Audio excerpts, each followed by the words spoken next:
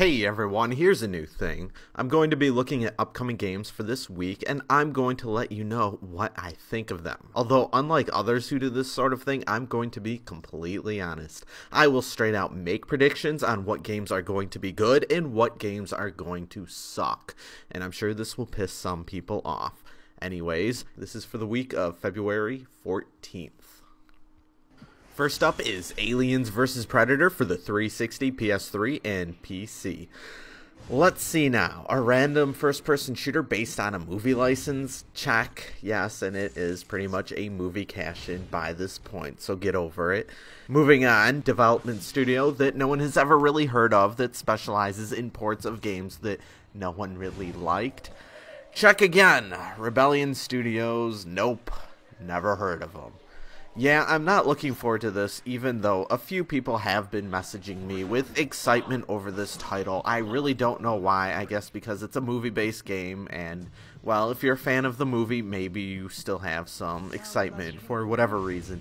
I've watched the demos, and while they do look kind of pretty, especially the multiplayer ones, not so much the single-player game, with every other game coming out right now, there's really no reason for why this one will actually end up being worth it.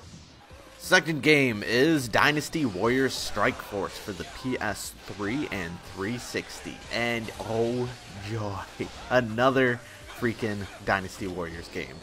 This time I guess it's a port of a PSP game. What the hell?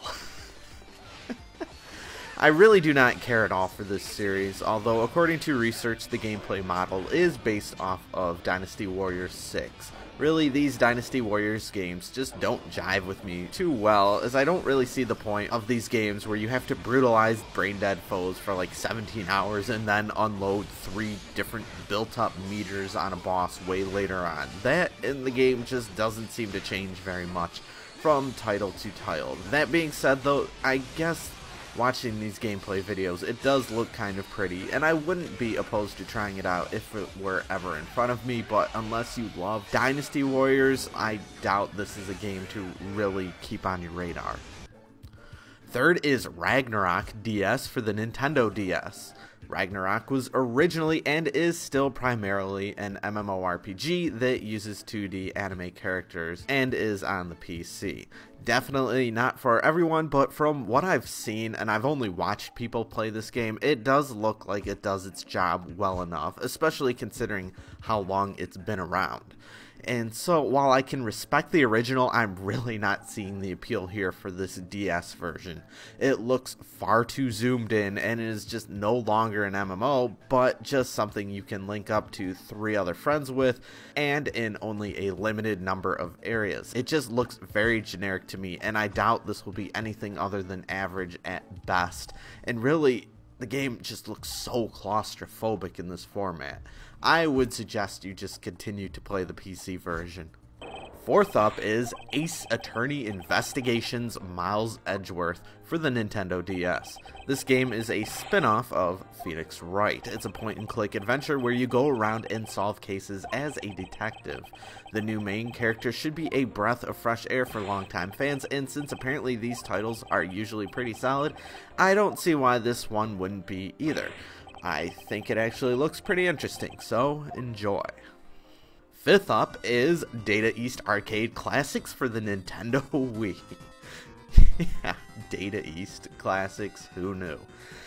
I give my official blessings to, I suppose, Heavy Barrel, as I did have a lot of fun with that one growing up. And then there's games that I don't know if they're actually good anymore, but they are kind of classics, so you get like Burger Time and a few others. And of course we all love to laugh at Bad Dudes with its amazingly stupid premise of like, are you a bad enough dude to save the president? I don't even know if that's in the arcade version. Something to look forward to, I guess. And then there was like Joe and Mac. That was okay. Sixth is Free Running for the Nintendo Wii. I am pretty much sure this game will be terrible, but I'm curious to see how Eidos manages to do the entire Mirror's Edge thing with really lame graphics. Yeah, this looks exactly like a Nintendo Wii cash-in, so. Finally, seventh is SOCOM US Navy SEALs Fireteam Bravo 3.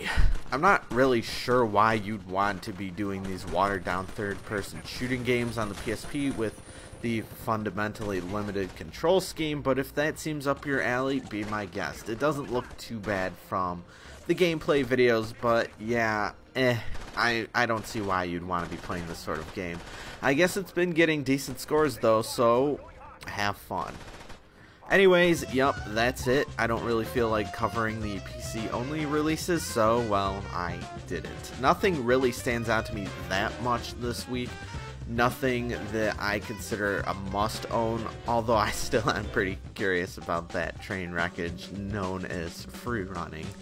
I doubt I'll buy any of these, although don't get me wrong, the Ace Attorney game really does get my respect, so you can have fun with that one. Cruel subjective opinions are fun. Hope you enjoyed, and thanks for watching.